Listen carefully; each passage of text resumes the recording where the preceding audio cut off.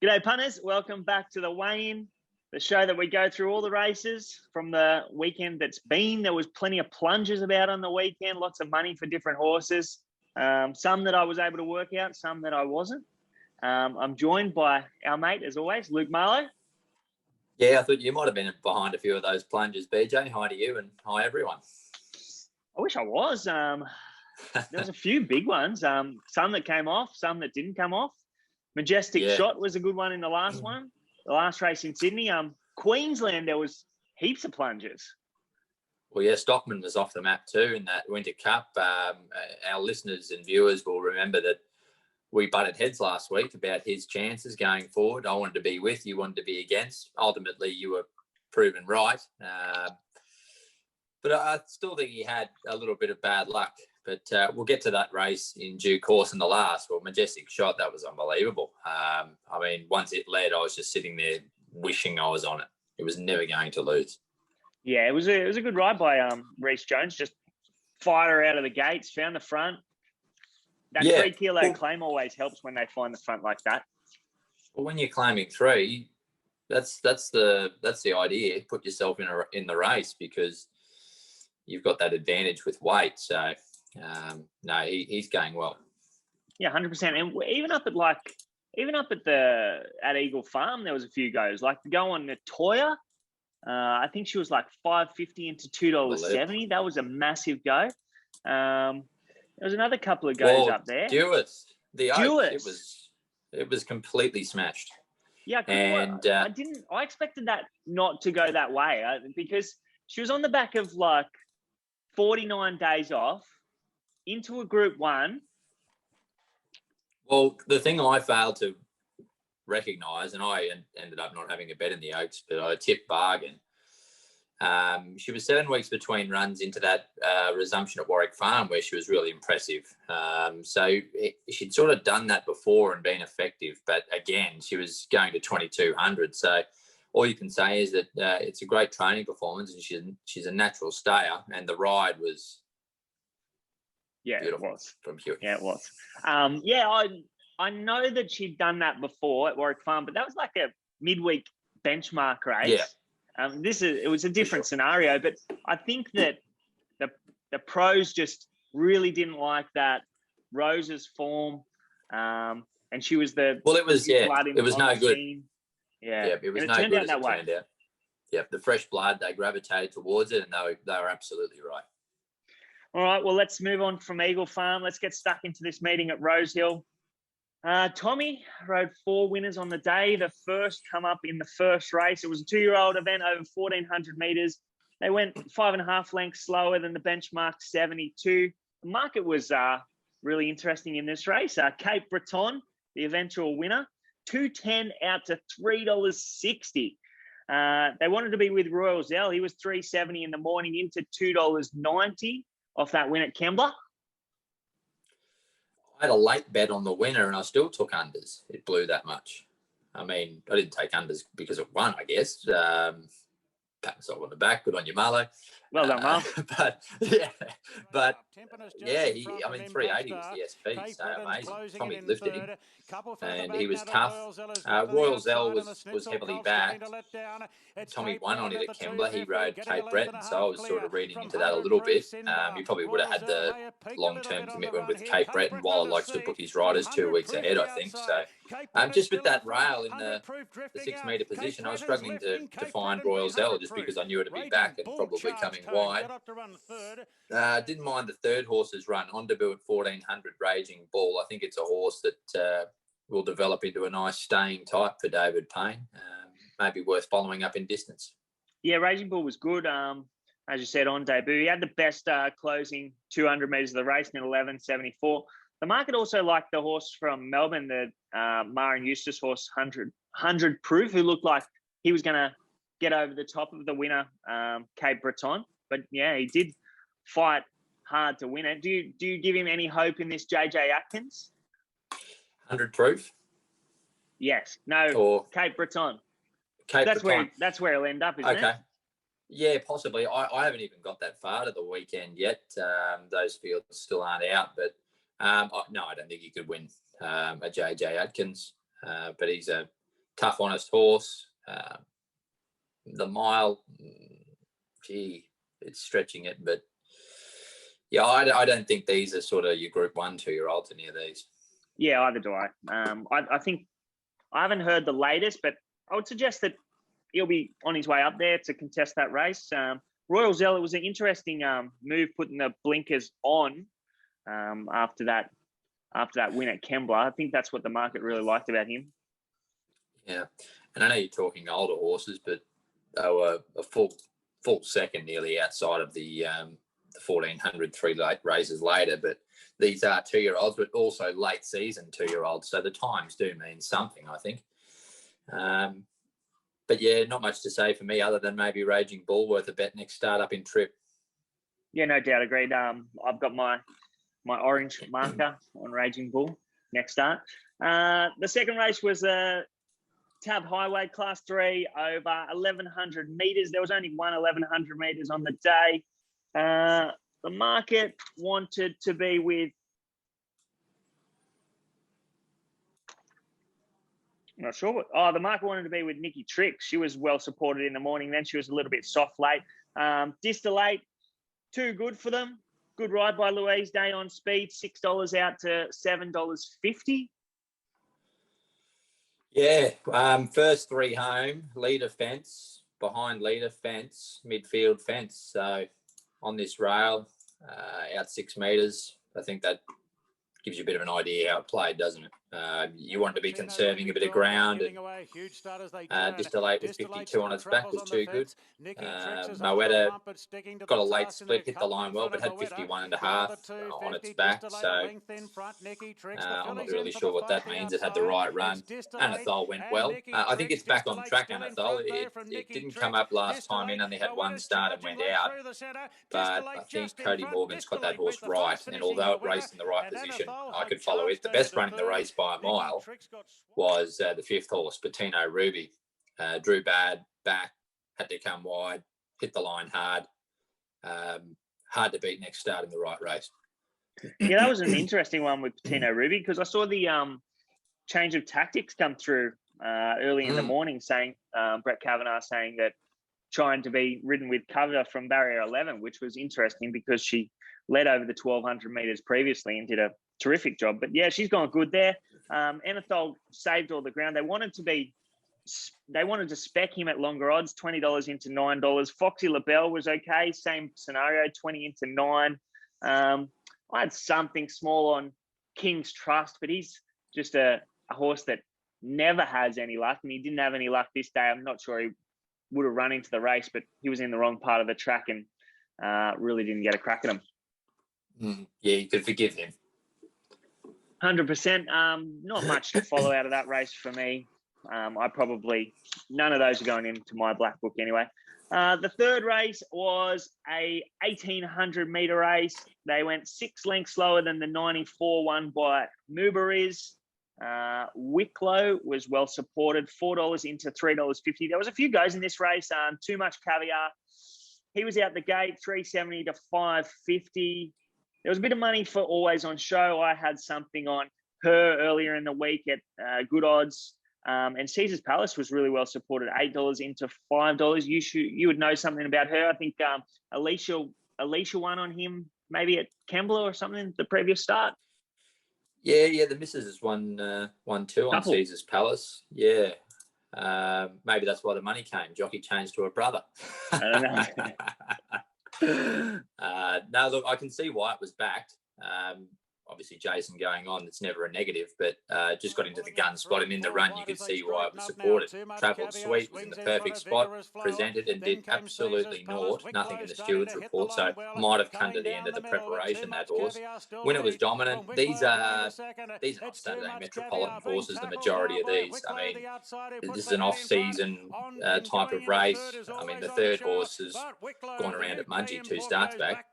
And got beat. I backed it that day too. So did I. It was Byron. That horse Byron won that race.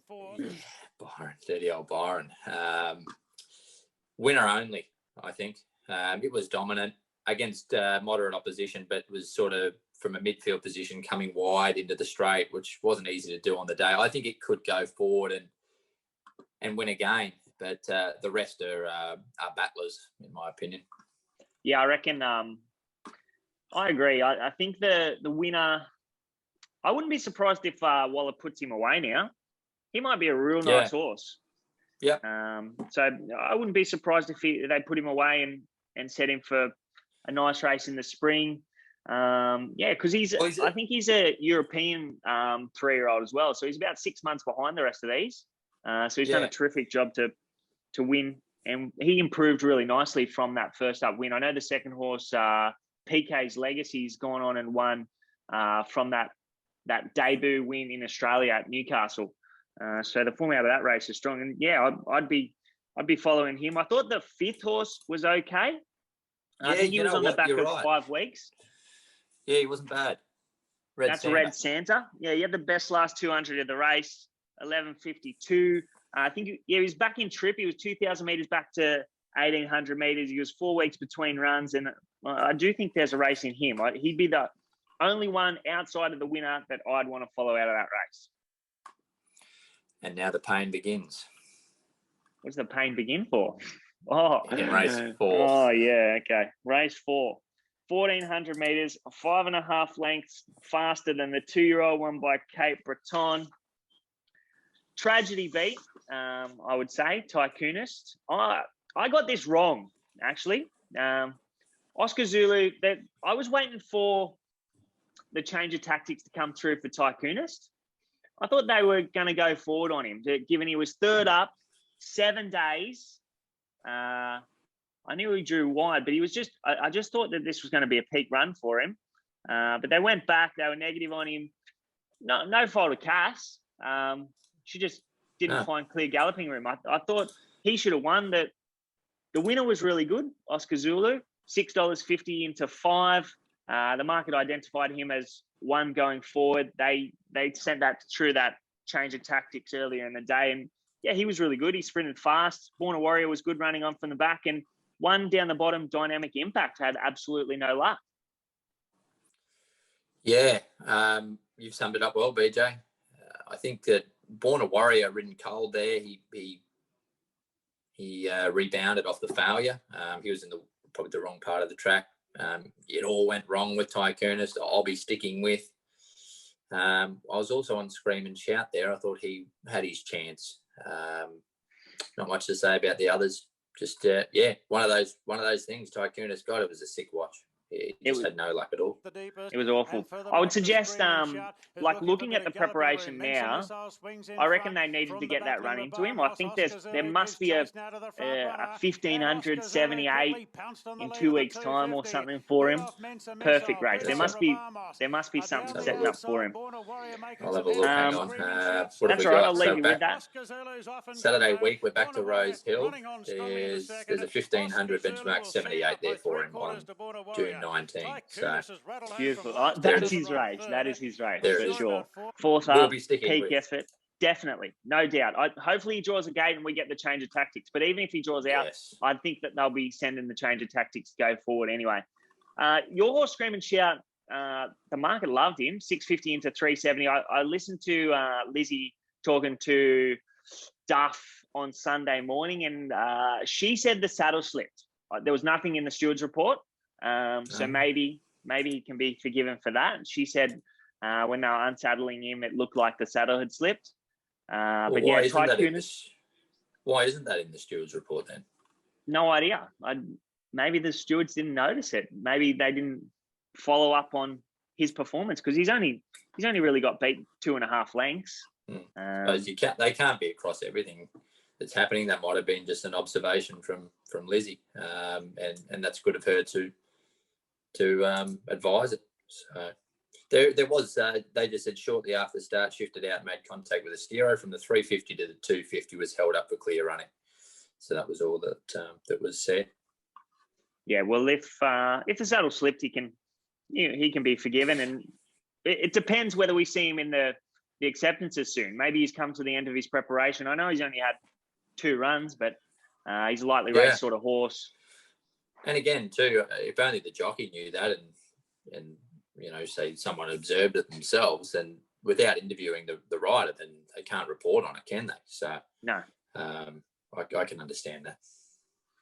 Okay, so I'm following Tycoonist and Dynamic Impact out of that race. I thought Dynamic Impact, he just really didn't get a crack at him. I'm not sure if he runs into the race or not, but he didn't get a chance. The fifth race of the day was a 1,200 metre benchmark 78. They went 3.5 lengths faster than the Fillies and Mares 78 won by Majestic Shot, which says a bit. They went pretty quick in this race. The market, it was pretty firm around Ramstein, who led them up at a quick pace. Smart Image was spec'd odds, $17 into $12. Matawatakpi, $9.50 into $7. I actually thought Royal Banquet did enough off 301 days. He didn't have the best of luck, and he can only improve from that effort. I agree with that. There's definitely a race for it, this preparation. I back Ramstein here. Just a run, wasn't it, really? Had in the right spot, led. Maybe didn't get it as soft as the run prior, but I think advantage by leading with the lightweight was just okay there. Not much to say about this race for me. These are all exposed horses. The winner was good. Smart Image showed he's back in form, but he was in the right part of the track coming up the inside. And up trumps, he just loves to run a place. He absolutely loves it. Yeah, I actually had something on up trumps each way at $67. Yeah, nice. That was not a bad little result. When did he? Just wondering when he last won. Just wondering when he last won up trumps. Yeah. He bloody hasn't won for a long time. But he's going. He's a forever unlucky horse because of his racing pattern. But he got back. He followed that fence. That was a good ride by Cat, saving ground. I half liked the winner, Shadow Crush. I was a little bit disappointed in myself because they put the blinkers on him last start. Where was that win at? That was on the Kensington track.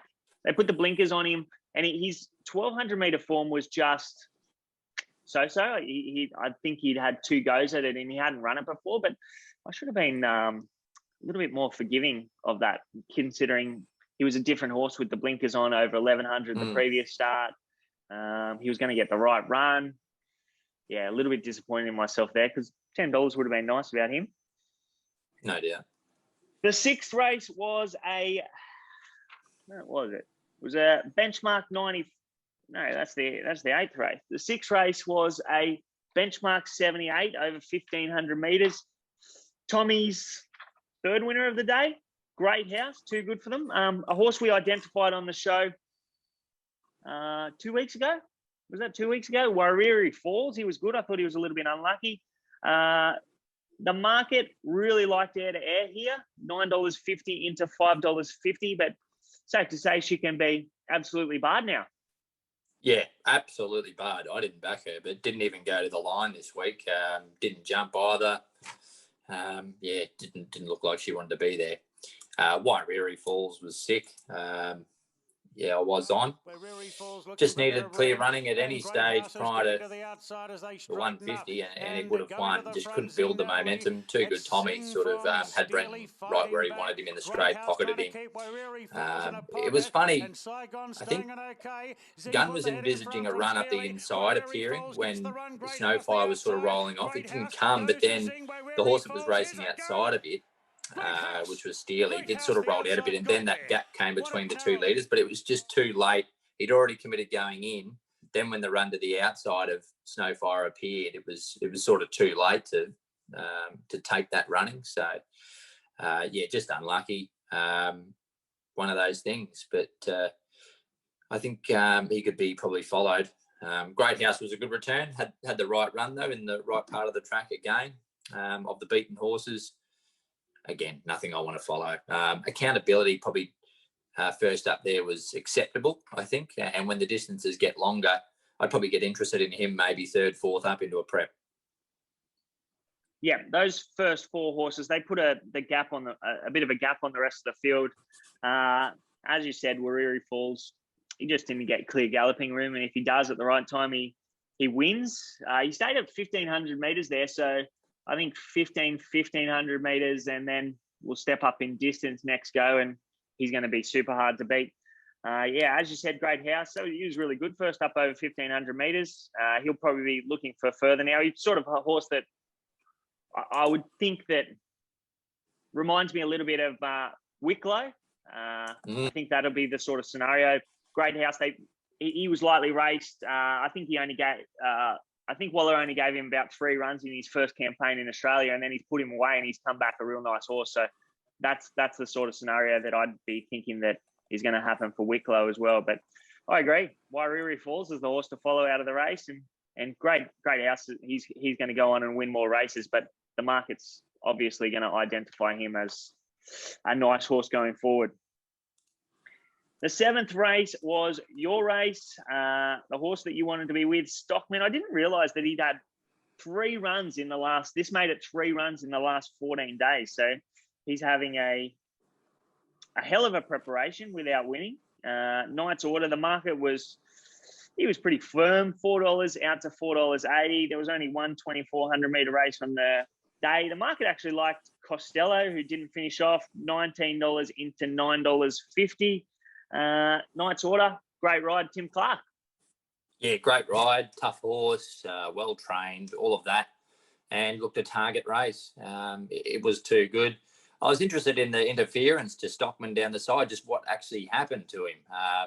The stewards were of the opinion that probably it was a tight run up the inside, and I mean, when you're a 2,400 metre horse on a backup for the 3rd week in a row, any little loss of momentum is not going to be ideal.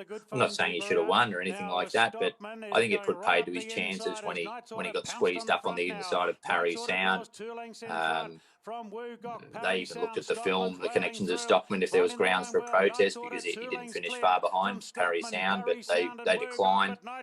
So, yeah, he had a bit of bad luck, and, the winner was too good. Horses to follow. Nothing from me again out of this race. These are sort of horses. This is a target for them. The Winter Cup, a bit of a grand final, and not really sure where they go from here. What do you reckon about Stockman? Are you dropping off now, or are you following? I'm not saying I'd never back him again, but yeah, as I don't know, I've nearly had enough. Yeah, he's had a good preparation. Like, he's just had an unlucky preparation, I'd suggest. No, he's proven that he's going to be a real tough week-to-week stayer in the future. And these are, I wouldn't think he'll go for a spell, because he does love wet tracks, and we're going to get a few in the next few weeks. So we might see him in the nominations this morning. Apparently there's a bit of rain around this weekend. Send him again. Why not? He's tough. He loves it. Send him again.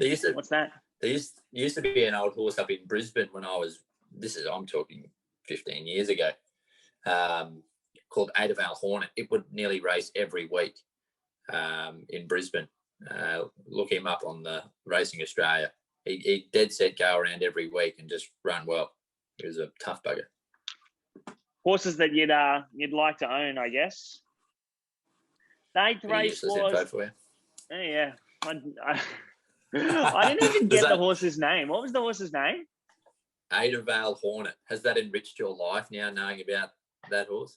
No, because I can't even. I don't even think I can Google it, because I can't spell it at all. Adavale Hornet. I'll text it to you. Yeah, text it to me, mate.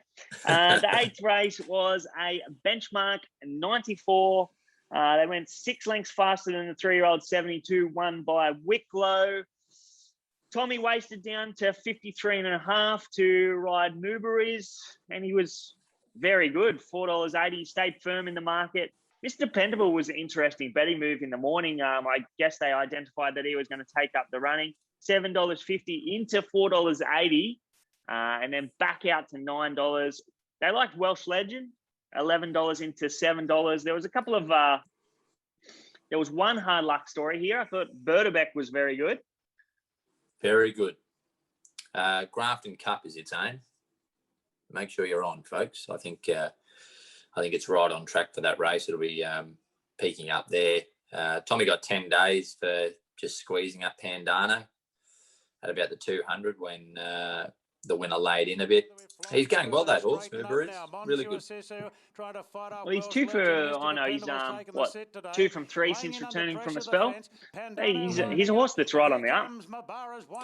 Another one to bar here, Bottega. He's not going well. He was an interesting one. He got a fair way back from the draw. Yeah, had just plenty below to his do. best. Might need a break, Yeah, no come doubt. back. He can find his best, but he's just below that at the moment. Well, I actually had something on Spencer here. He covered plenty of ground. It had a tough run.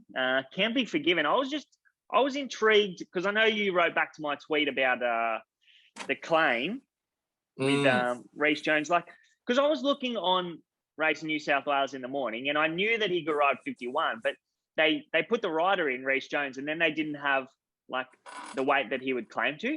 And I wasn't sure that, like, for example, maybe Bjorn had, this was the scenario that was going around in my head, that Bjorn had declared a rider earlier in the week, taking him off. So when Reece was put on, that he wasn't able to claim. So that's what I was questioning, whether he was going to get to claim or not. I sort of misunderstood your question. So here we go. Trainer Bjorn Baker was fined $200 for failing to declare apprentice Reece Jones as the rider of the gelding by the prescribed time. So he was a late rider. He had no rider booked, and he declared him late. So they fined him $200. Sorry, Bjorn. That's probably me pestering Racing New South Wales stewards on Twitter. No, that's commonplace. If they're a bit late, So he might have been just waiting to see if one scratch he could get a senior, or just who knows. There would have been a reason, but there you go. Yeah, I had no luck anyway. Cost him 200. Berdebeck. Did you say Grafton Cup? It'll be running very well in that. Yeah, apparently John O'Shea said on the radio in the morning as well that he was 1 run short. So that is a real target race, that Grafton Cup then, if you're correct. La Grisa was good too, I thought. Best last 200 metres of the race in 12:25. Yep. She looked like she was going nowhere, and then once she got to the outside, she picked up. So she might be a horse that really doesn't like racing inside horses. I think from a better draw, she can. Tommy's done that on her before from a better draw. She's been closer to the speed, and she's been too good for them. But she's ready to win, La Grisa. 9th race of the day, they went 3.5 lengths slower than the 78, won by Shadow Crush. So that speaks something for Reece Jones here. He absolutely fired Majestic Shot out of the gates, and then he's been able to slow him up to get some slower mid-race sectionals, and she was very good over 1,200 metres for the first time. Yeah, great ride. I just can't believe it led. Amazing.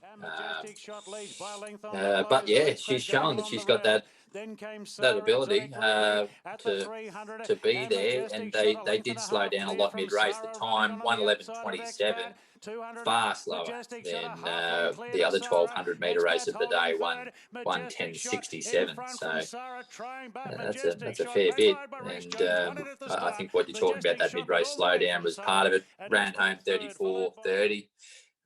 The second horse was ridden absolutely perfect by Adkins, Sarah. He held her up as long as possible in the straight. It's only got that 200-metre dash. Just found a better horse. You could forgive the back markers out of that race. Yeah, no doubt. I thought a couple of the back markers went all right. Starla was very good first up, and then she's come into this from a wide gate, got too far back. She closed nicely. Thought Lucicello was pretty good running on. She was back in trip. She had the best last 600 metres of the race in 33:51. But yeah, Majestic Shot, claim for Reece Jones. I think she's up to black type racing in the future, in my opinion. Yep, could well be. Tycoonist, my horse to follow. The whole world will see it, but you've just got to back it, haven't you? Yeah, 100%. I agree. Tycoonist is my horse to follow. I agree with you in regards to Berdebeck as well. He's going to be hard to beat if he turns up in that Grafton Cup. Who do you reckon wins the premiership? Tommy or James? J-Mac's been home for a while, really. James is to lose, but it's a fantastic effort for both of them to ride 100 winners in a season. Tommy will win one. It's just a case of when. But yeah, awesome achievement. Both blokes riding at their absolute peak.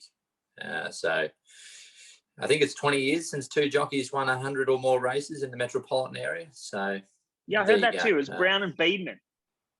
Yeah. So they're in elite company. Yeah, Tommy's going to Brisbane this Saturday for the Stradbroke. I think he was always going up there for that meeting. So do you know he's booked a ride? I do. I'm not sure if it's public knowledge because he did tell me in confidence. So okay, I won't release. I think riders will be declared. The field's out this morning. Exactly. So there you go. You won't have to wait long if you're keen to know. But yeah, what do you like in the Stradbroke? Anything? I haven't had a look at it yet. No. Since airtime got knocked off, it's sort of opened the race up a bit. I think Vega 1's currently favourite at $6. So loses Jamie Carr. That's always a loss. Yeah, it is a factor, definitely. So field to be out soon enough. You're the biggest fan of the J Carr club. I don't know if I am. I really don't even watch. You said she was going to be one of the. You said she's going to go down as one of the all-time greats the other day. I do. I seriously do believe that. Big call. Oh, she's the first female jockey to win a Melbourne Premiership, and she's going to panel them. And I can't see anybody coming out of the pack behind her to beat her over the next few years. So she's going to put together multiple Premiership winning seasons. She's already rode 5 Group 1 winners. She's young, so she's got a lot of 6 G1s, 6 Group 1s. I think so. It's a good effort. I have no doubt. Like, I don't know if we're talking top 10 of all time. I think she might fall into that category at some stage. I know that's a massive call because James is going to go into the top 10 of all time. So we'd probably have at least 2 of the riders going around at the moment falling into the top 10 of all time. My top 10 anyway. Yeah. Oh, look, it's that's what's great about this game. You never know what's coming around the corner and what's ahead, and that's why we're always alive. You never know when that next fill-up might be, BJ, or that's it, mate. Hopefully today. So. Hopefully today or tomorrow at Canterbury. But I'll let you go. Thanks for joining us. Cool. My horse to follow, Tycoonist, as is Luke Marlow. So jump on board. 2 weeks, benchmark 78 over 1,500 metres at Rose Hill. Yep. Well, with both of us on board, what could go wrong? All right, mate. Thanks for joining the show. Have a good day. See you guys.